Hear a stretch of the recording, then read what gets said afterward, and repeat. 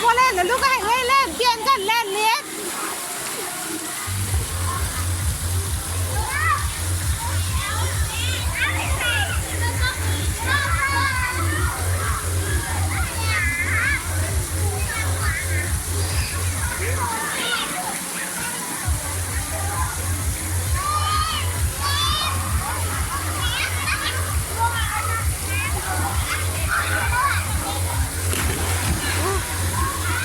ระวังระวังน้ำเข้าหูวะน้ำเข้าหูวะ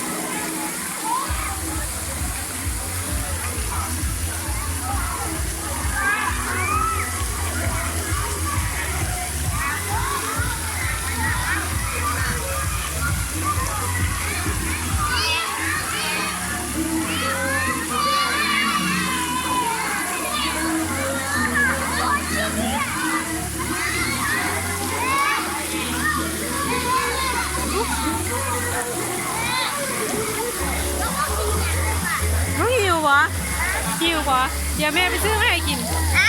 เบิ้งน้องเด้อแม่ไปซื้อให้กินแม่เอามีเด้อก็ต้องไปไก่เด้อเอามีโอเคแม่ไปซื้อแนวไม่กินนี่ล่ะจะไปรีบบอลเลิกเด้อเล่นอยู่นี่แหละเล่นอยู่นี่